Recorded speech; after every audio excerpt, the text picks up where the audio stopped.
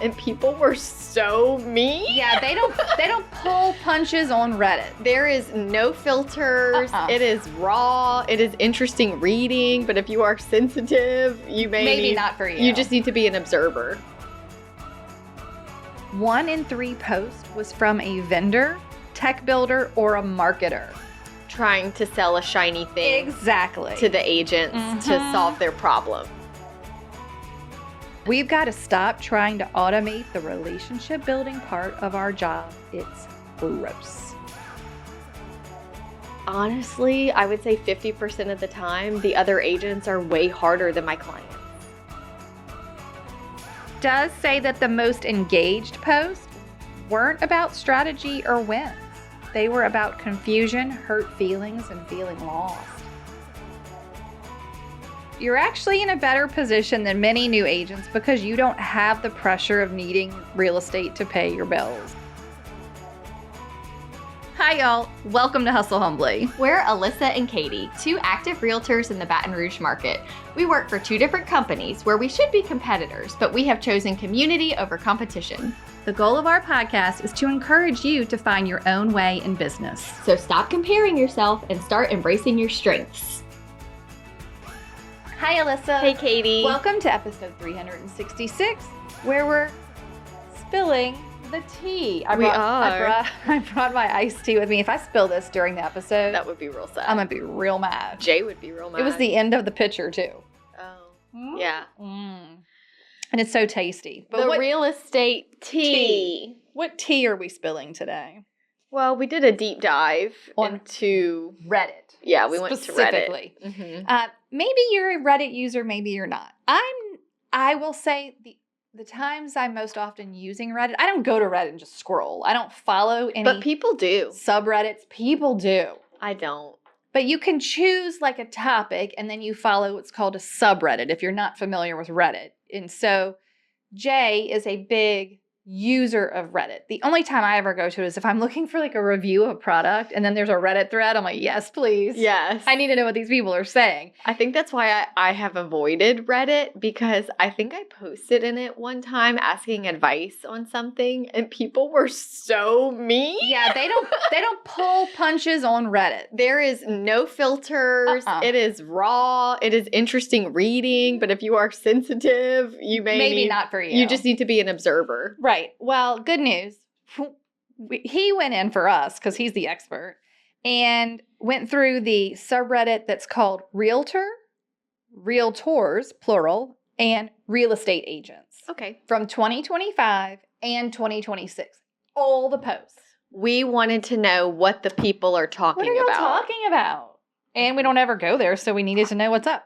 The one with the most hits, though, was subreddit real estate agents. Had 266 posts and 318 comments over that 2 year and a half span. Yeah.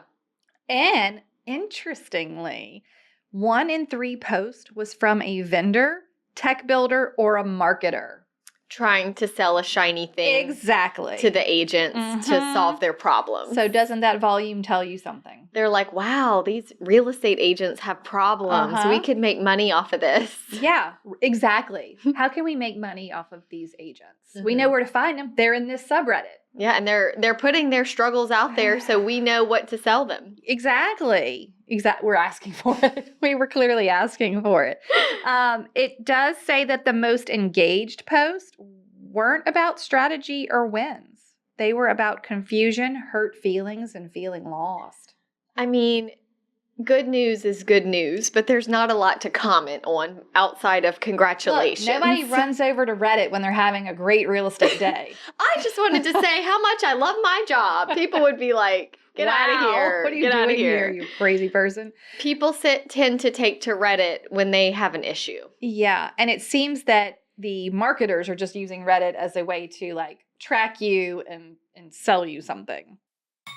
Hey Hustle Humbly community, we've got an update we're really excited about. Our monthly lives are officially getting a new name. Say hello to the Hustle Humbly Hangout. And here's what that means. We're stepping away from teaching style classes during our monthly lives because honestly, you already get weekly teachings from us on the podcast. The Hustle Humbly Hangout is different. This is your time. It's a space to listen in, share what you're working through, and talk about what's feeling tricky in your business right now. We're brainstorming, problem solving, and working together to come up with ideas and solutions that actually help your business. So once a month, come hang out with us. Tell us what you've got going on and let's figure it out together. We can't wait to get to know you the way you already know us. Not in community? Come join us at hustlehumblypodcast.com/membership. Okay, so we've kind of broken this down into topics, if you will, of what people were posting about most frequently. Are you ready to get started? Yeah. What topic are we starting with? Exactly where we should. The state of the industry. Oh, gosh. / vendor fatigue, which goes exactly with the episode we just had, 361, agent-vendor relations. Yeah. Right? It does. Okay, so in this particular group of posts, the agents are always being pitched to, and they're just wanting to go for like peer advice. But what's happening is they're getting pitched to all the time. So they're going to Reddit to ask for advice from other agents? Yes. But instead they get pitched lead gen tools, marketing, overseas freelancers. I feel like I do get this a lot. You know, like the VA, the virtual assistant. Yeah. Just constant, all of that. But basically, they're just trying to like get other agents to help them. And instead they get a bunch of marketers trying to sell them stuff. Sure. Is the state of the industry on Reddit. I don't know. You know, what do you hear in your office? Do people come around talking about anything specific to the industry a lot? Or do you feel like... Well, I think the industry is what it is. So once you have accepted it and talked about it, there's not much more to contribute. Right. The industry has always kind of been a certain way.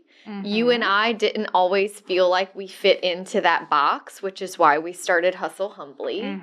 I do think there is a place for, podcast therapy. Yes. I do, even though I have accepted it and been a part of it for a long time, struggle with aspects of the real estate industry. And it does help to talk through them, but you also can't get stuck there. Right. You have to find a way to get it out, move on, and conduct your business in a way that will work for you. I gotta believe a real estate specific Reddit thread is gonna also be equivalent of that feeling you get when you're doom scrolling. Yeah, I also felt like from reading a lot of the stuff from the posts, so many of these anonymous people who I don't know, I felt sorry for. Yeah. Because if you are not, and it's hard because all the people listening right now aren't the people who need to hear this. They're all share the episode. Share the episode or reach out to the agents in your industry that are struggling, because so many of them either are on Reddit seeking advice because they don't have a real broker they can call. Yeah. They don't have an office that they feel like they can collaborate in and share in. They don't have any community.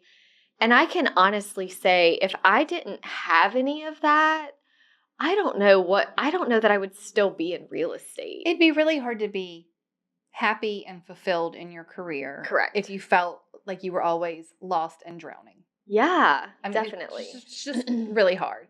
Okay, well, that is perfect. The next segment is for you to tell us about. Oh, the next segment was about new agents. Yeah. And agents feeling like they're drowning. They're drowning.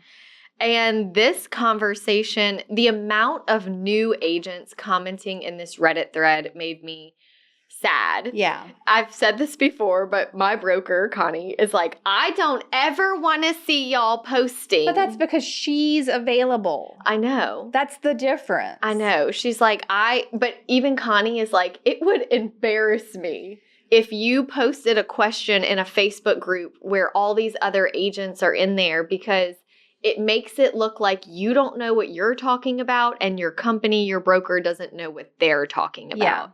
So and she's like, and I want you to know my door is open. And I want to encourage our listeners out there that we over here at Hustle Humbly are trying very hard to bring professionalism and respect back to the realtor name. Okay, it's not an easy thing to do. No.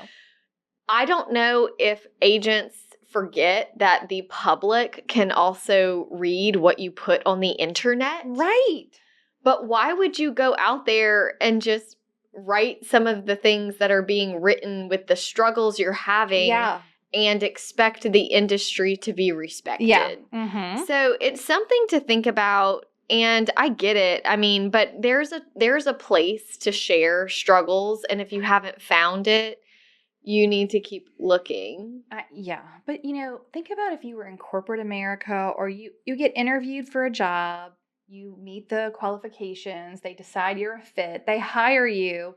They don't then just point you to your desk and say, good luck. No. They've got you to shadow someone or train. They tell you what their processes are. It's crazy to me to think you can get your real estate license and someone can just be like, okay, have fun, sell some houses. Mm-hmm. You need some guidance. And, it was a lot of identity crisis in these new agent complaints. Tell us how. So a lot of these new agents are dual career agents. Right. They are coming out of something, working part-time. I mean, people need money, right? Right. And this agent was commenting, she's invested all this money, all this time, joined a brokerage. Only her Sundays are free, and she feels completely lost. Her exact quote was, please tell me the quote. I low-key feel stupid to think that I could make real estate work. And now I've invested all this money into this new career, and I feel so lost. I have no idea where to even start. Ugh. So for our broker listeners out there, these are real agents out there. This is your competition. So as long as you are available and valuable to your agents, that's what people need. Nobody gave this agent a real framework of what they should be doing. The advice that she got was to join investor meetups and host open houses. Because she only had 1 day a week. What was she doing for work on the others? I don't know. I think she was the travel dental nurse. Oh dear, what a terrible dual career. So you're not even in the location. Well, that was another thing that kept coming up too. As you and I were reading through the Reddit threads, people are saying, I am part-time a travel dentist. Or one, said, I homeschool my 4 children, but I'm a full-time agent. Right. And we're not saying, that what you're doing is wrong, but your expectations may not be set correctly. Yeah. Because if you're homeschooling 4 children, it would be, put it this way, I can't do what I do and homeschool 4 children. It's 2 full-time That jobs. is a full-time job. Yeah. And if you want to do real estate while homeschooling or having another job outside of the home, that is fine. Yeah. But you have to set your expectations correctly, because if you're beating yourself up saying, well, you're not making any money, even though you're full-time, it's well, that's actually not correct. And you need to give yourself grace and reset your expectations. They also were talking so much about how they got sucked into the startup. Yeah. Perfect headshot. Perfect logo. Yes.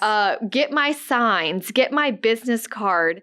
They labeled it character creation syndrome. Oh, right. Where you're becoming the realtor. Yes. I'm becoming this realtor, this character. I picture the fairy godmother spinning Cinderella around, and as she's turning, her clothes she spun around and got a for sale sign. Yes. and a blazer. Yes. She was and some business cards. I know. That's how I felt about it. And then it's finally done. Yeah. And they're like, well, wait, I have no business.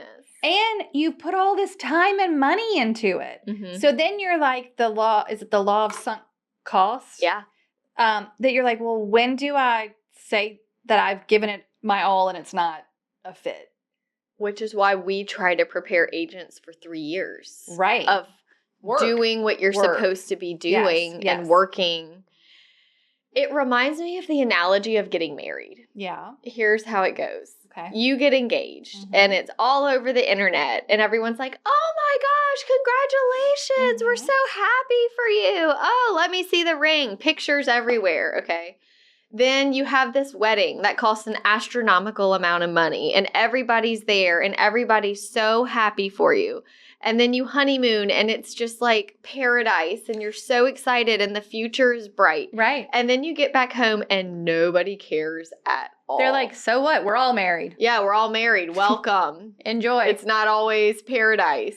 Like, it's actually really hard and you have good to luck. They're just like, good luck. Yeah. Yeah. And like the sparkles are gone and the beach is gone. Nobody's celebrating your love anymore. No. But the thing is it switches over so fast. You didn't know. You didn't know what was going to happen. And now these agents who have been high on the excitement of getting licensed and dreaming of real estate and watching all the shows and following all the influencers on Instagram are now done with all their prep work. It's quite a crash. Yes. Yeah. And they are talking about that. It's quite the letdown. Yes. They are not prepared for that so at exciting. all. And then all of the startup excitement fizzles. Yes. Yeah. The literal honeymoon period is over. Mm-hmm. And then they're like, wait a minute.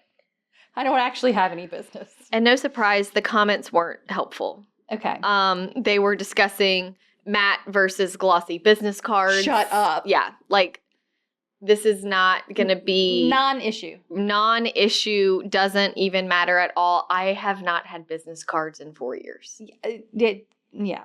I haven't. Unless you're going to one of those expos where you got to put your card in the fishbowl to win a ice chest. I know. I stopped doing that because I'm like, y'all are just subscribing me to your emails. Then I'm just having to clean out my email. You're giving me work to do. You know what's funny? I went on a listing appointment this weekend, and at the end, the very sweet older gentleman was like, do you have a card? And I was like, I do not. I don't actually. Like, our company just got bought, and I haven't gotten new cards. And I'm like, the truth is I haven't had cards in like 4 years. But it's okay. But no, I don't. Well, he goes, oh, that's fine. I have your number. Yeah, I'm like, I didn't need it anyway. I know.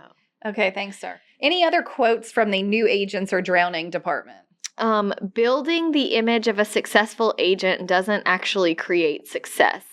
Doing the things successful agents do should be your only focus. Right.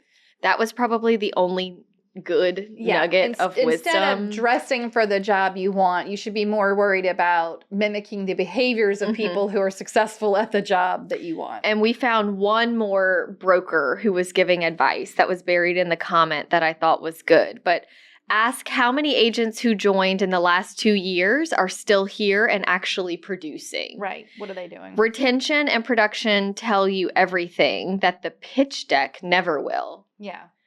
So it's like you have to, that's a great point too. Who are you asking advice from? Are they successful? Right. If they're not successful, that they can be like a friend, I guess, but they're probably not who you need to get advice from. The other thing is just because they've been around for a long time doesn't mean they're still successful.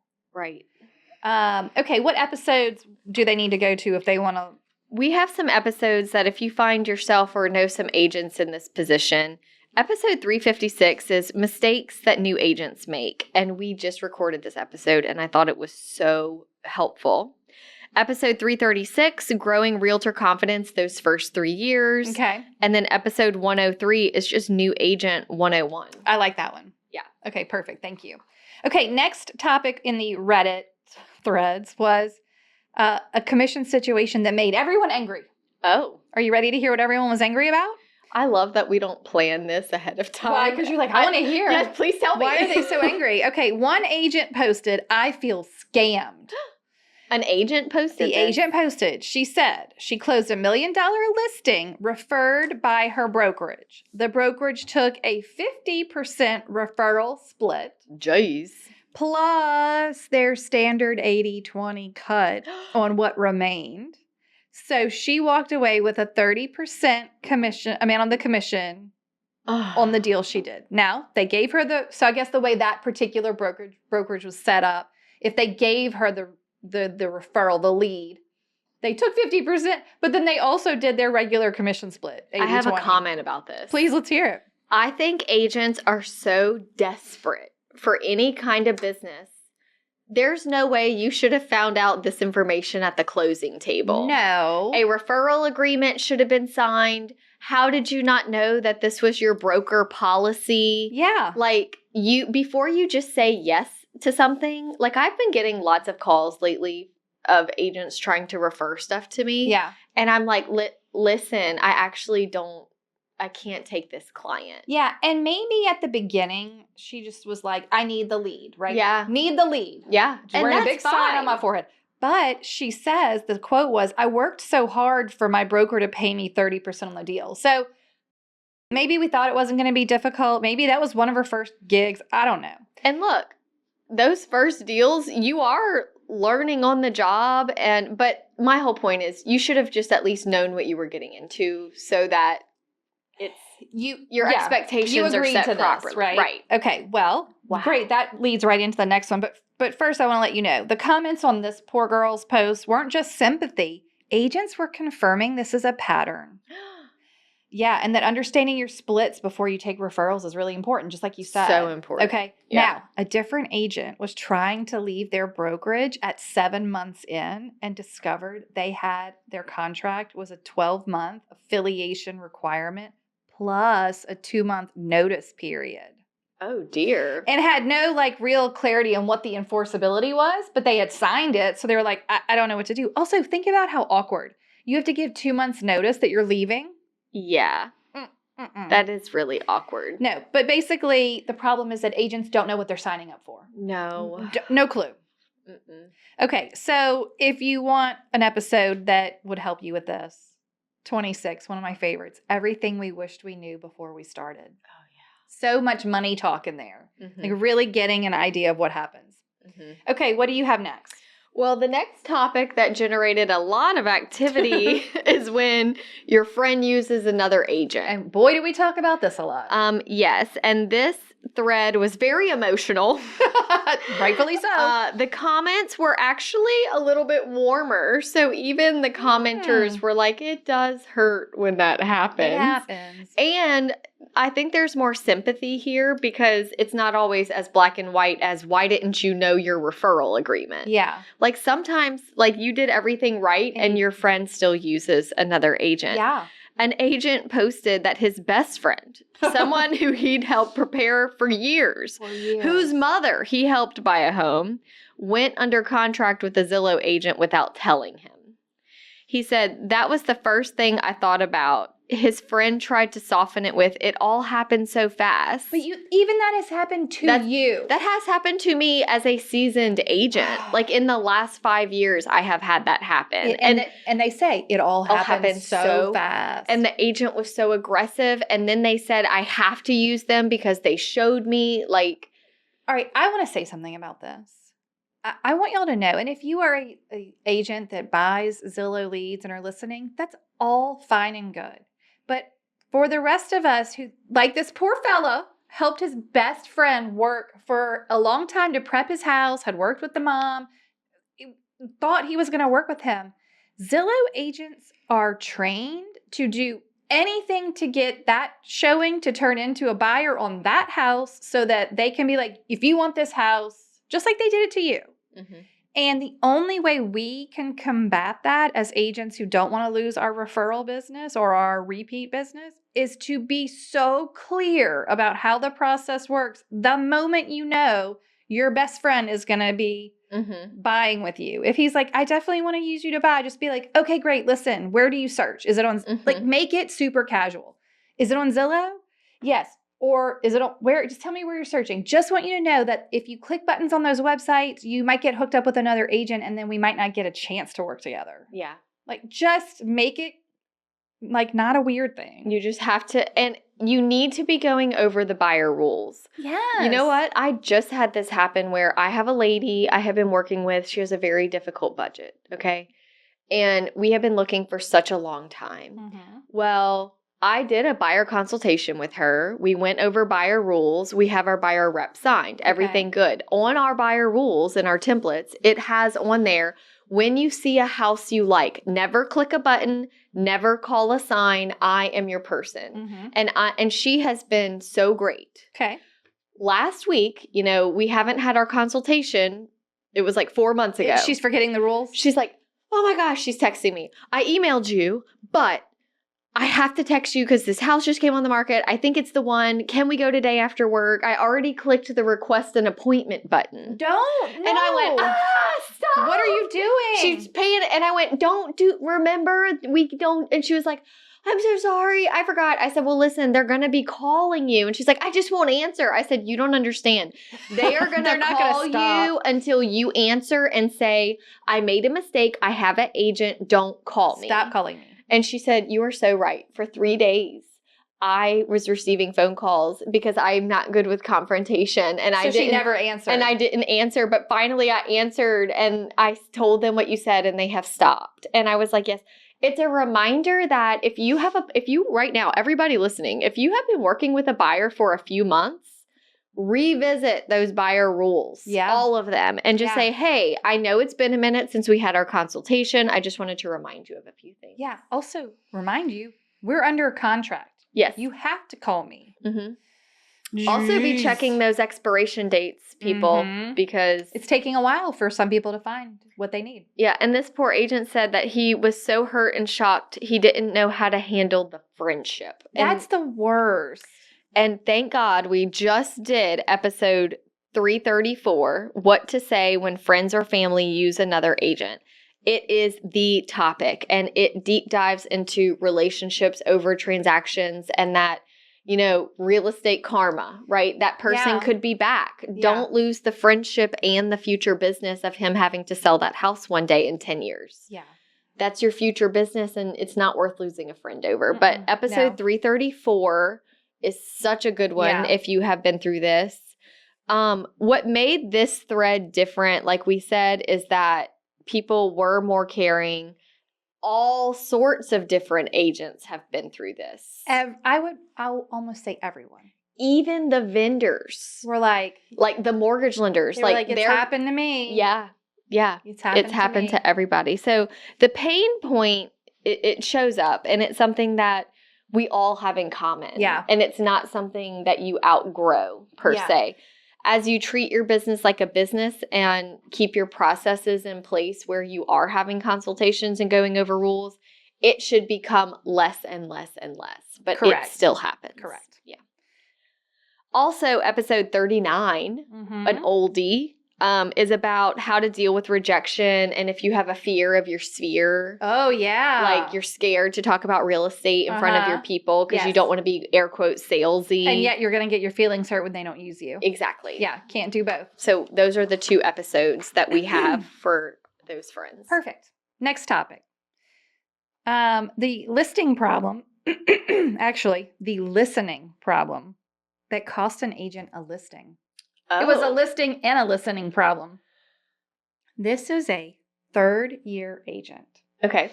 Who had done 18 transactions. Decent amount. Not brand new. Was trying to get to 25. Lost the listing because something she forgot the seller told her 3 weeks before. And this is how it goes. The seller had mentioned that they talked to another agent who suggested $485,000 as the list price. Okay. Okay. Then this agent shows up and says that she would list it for $479. And this is what she said. The other agent said $485 and explained. Oh, this is what the seller said. The other agent said $485 and explained why. You didn't even mention them. It feels like you didn't listen to me. And then she listed with the other agent.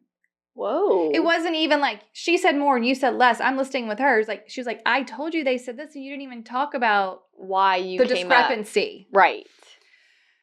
That's and you know what the agent said in Reddit? She was like, she was right. I didn't listen. Or I listened, but I didn't write it down and then I forgot. Oh, no. We can't trust ourselves. I hate that. She was right. So now this agent is voice memoing every detail after every call, every showing, every appointment. She's like, I'm keeping all of the info. Ugh, that's tricky. I mean, because it wasn't, she could have had that listing. She could have, yeah.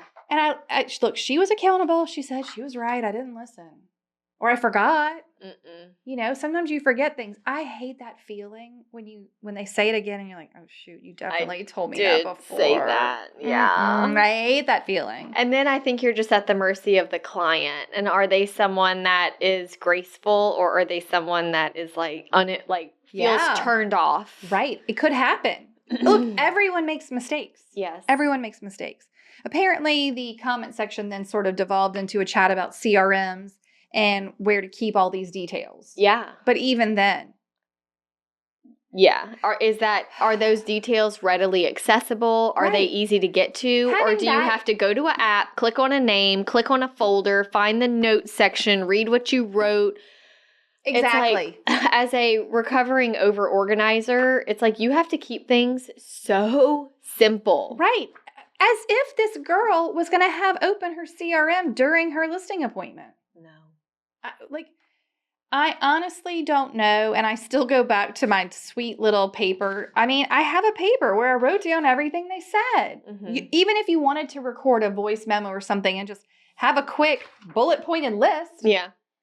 You have to have access to it when you're talking to them. You know, so many of our friends are using Claude now. Claude. It's just a little, like, little tiny Recorder. business card type size recorder that will transcribe your appointment and give you the key details and organize what you said. Right. You hit record as would be interested in trying as that you're out. walking through the listing. And then you don't have to feverishly write. Right. It'll transcribe it all. That would be great. You'd really, hopefully, never miss a detail there. Never. Even then, I would typically say I would go back to that list of notes before I was headed out on that appointment and read them all again. 100%. So that it's fresh. You got to keep it fresh. Okay. It's sort of like going in for a test, right? I know I learned the material 3 weeks ago, but maybe I need a little refresher. Oh, yeah. The episodes that might help us with this would be episode 116, communication, and 326, managing sellers with confidence. Yeah. Okay. Okay, Alyssa, tell people what we just added to Email Templates 101. So you know our templates, 12 buyer emails, 19 seller emails covering every step of a transaction.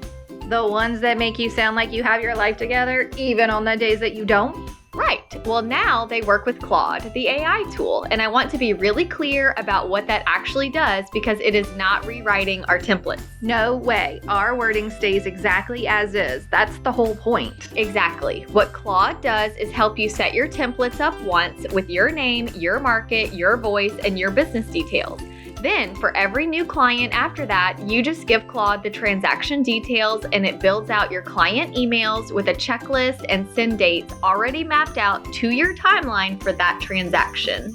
They are still hustle humbly emails. You just stop doing the manual work around editing. Even more time saved. We show you exactly how to set this up inside of Email Templates 101. And if this sounds like Greek to you, we have a full 6-part Claude class inside of Hustle Humbly Community. Grab the templates at emailtemplates101.com. Work smarter, not longer, friends.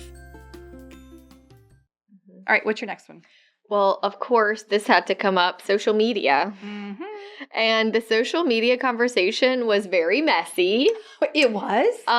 The good advice was consistent when it appeared, but there was, of course, like a mixed match of advice.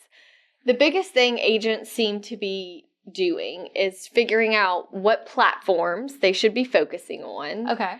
And also, like, they're trying to stay ahead. Oh. Like, are people moving over to Threads? Like, what should I do? Oh, gosh. And then, but actually the consensus in the comments from the experienced agents was like, pick a platform. Whatever. That you like. Yeah. Go deep. And stay there. Deep, and not wide. Also, the other huge thing, stop posting new listing spam. Yeah. It was actually called spam. Yeah. Like, for sale, just sold. Another one sold. This is not sold in one day. It's not helpful, nor is it interesting. No. And you need people to, so it was also a huge consensus. You need one account. Yeah. People, as an agent, people need to know who you are professionally, but they are picking their agent based on who they feel like they know and trust. Yeah, and who do you want to spend time with? Yeah, if you don't know and trust them and know what they're... It's not going to work. It's not going to work. So almost word to word, this is what a commenter wrote. Pick one flat platform and go deep, usually Instagram or Facebook, with short form video because that seems to be where the real organic reach is and people get to know you. The content that drives real conversations is local stuff, your face, not listing spam. If you need to batch it, batch it. Do it on your phone. Use simple apps like Canva or CapCut. Schedule just a few at once if you need to. Consistency on one channel beats going everywhere. Mm-hmm. So, yes, they're talking about going deep, not too wide. Yeah. And then nobody even knows who you are. And then, if they go to your professional account, it's just house. Yeah. We don't even know what you like or if I No. like you. Maybe I can't even see your face at all. I know. Yeah, that was a huge problem. One agent said this has actually worked.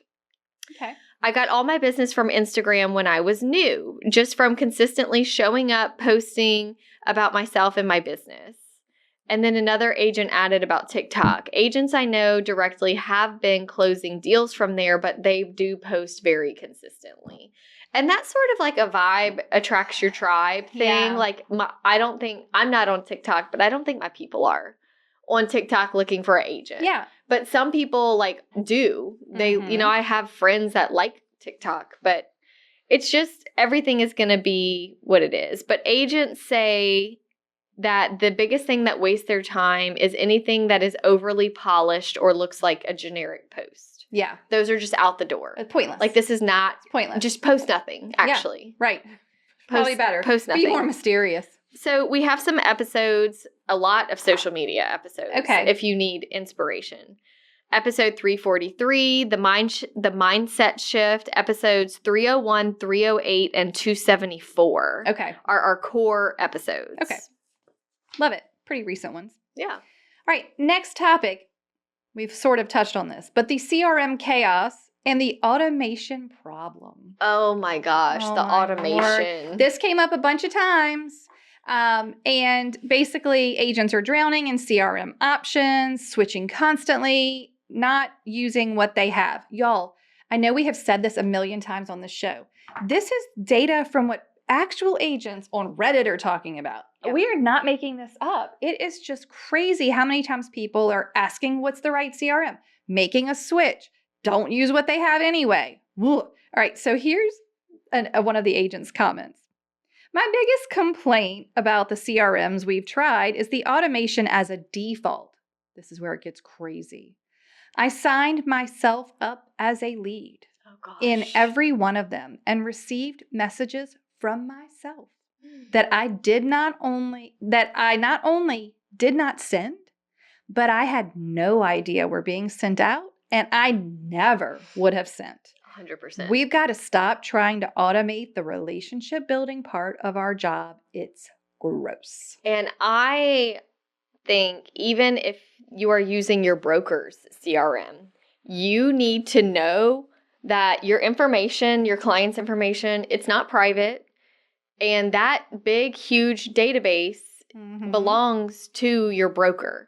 And they can email these people at any time. And you need to know if they do, what they do, just in what a they system. send. And they're coming, here you come with your little picture on the email. Yes. And saying something silly. Right. Or useless. Yeah. You don't want to look like that. Lots of agents mentioned that they were sitting on mountains of client data. Is this where AI was talked about, or is there a whole nother? I mean, well, you could definitely fix some of this with AI. The agents were not talking about AI in this particular thread, but they were basically saying things like there was a top Texas agent with 9,000 CRM records. Oh my gosh. Who didn't realize that his best opportunities were the people he'd worked with years ago. You don't say. Yeah. It's like when we just collect emails just to have a number, it doesn't make you more likely to get business. I think I went through this phase when I was new and I was trying to organize my spreadsheet because, again, an over-organizer. I was trying to do the thing where you put, I think I had tried top producer. Like, this is 2011, okay? Mm-hmm. And it's like, do they have kids? What are their names? What are their ages? And I'm just like frantically trying to fill out all this information only to realize a year later it's not even relevant anymore. What's their pet? Yeah, like the When's dog your died, they're anniversary? divorced, like No. they had another kid. No. I can't be the life manager of these people. I just need their name and contact. And that's Right. all I need to be successful in my business. Yes. Now, I don't want to forget the kids' names. No. If I knew them. Do you know what I mean? Like if I've Sure. seen them and we've gone and they talk about them and we've gone on showings and they were there, I will jot it at the top of their little while I'm working with them. Yeah. Susie and Johnny. Yeah. Okay. Sometimes I include them on the Christmas cards. I love that. I had to laugh because this one family I met, it was just like this really cute little couple. Then they had a kid. So I just added the kid's name to like the spreadsheet. So the first name column says like David and Susie, and then it was like and Allie, who's like the new little baby. Then they had a second baby. So I was like Allie and Zach, and then they're up to 4. And as a joke, and they think it's so, I really did it, but they think it's so funny. I just put like their names and then I put +4. Stop. I'm like, y'all just keep having kids. I can't remember all their names. That's a lot of babies. Yeah, it doesn't all fit in this in the subject line of my spreadsheet. That's really funny. Okay, for episodes on the CRM chaos topic, 335 before you join the real estate gym. That's just a good reminder about shiny object syndrome and like, what do we really need? What do we not need? And then why systems are the answer, not systems like a CRM system, but like the foundation of your business. That's 58. Well, and to touch just a little bit on agents wanting everything to be done for them and automated, you know how we just finished our Claude class series. And what I liked how you presented it is that this is not to replace us. You called it like our thought partner. Yes. It's there to help you brainstorm, plan, organize, but without you doing the work, it's not going to do the work for you. No, and it's to help you remove like the tedious tasks, but not, or to help you think through like, who do I need to speak with? Yeah. Like, who was the last person I talked to? How did I talk to them? How can I, with meaning, touch the whole database, right? Yes, for sure. Okay, what's your next topic? The next one is actually one of my favorites. It's just about talking about the professionalism gap. It didn't always show up as like a main topic, but it was pretty continuous in the comments in every single topic. Yeah. That like agents just aren't business people. Yeah. They're not professional. And agents are very frustrated with other agents. Correct. Like, honestly, I would say 50% of the time, the other agents are way harder than my clients. Yes. I'm like, why? Can you just go away and I'll just send you a referral after I close this deal? Send me your client. I'll take care of this. Yeah. One agent said, most agents just talk about return on investment like it's the only thing that matters. They ignore service charges. I don't understand this. Sorry. Maybe I should have reviewed notes. Okay, well, wait. What are we talking about? Well, the rest of this doesn't make any sense. Oh, about professionalism. Maybe they're being sold something. Yes. And also when choosing a brokerage. Yes, okay. Okay, they're like, well, the split is this. I'm not going there. And it's like, well, what do you get if you go there? Yeah. Are you getting training? Are you getting resources? Are you getting a mentor? Look, this poor girl earlier gave away 70% of her commission. I know, and didn't even know. So it's like, I mean. And it's annoying me now because here's the problem.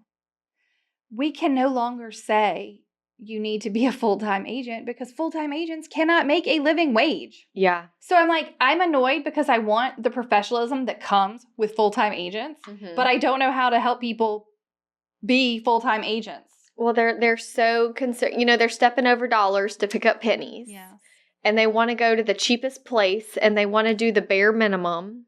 I know. And it's like. And then they go to the broker and the broker takes that big of a hunk.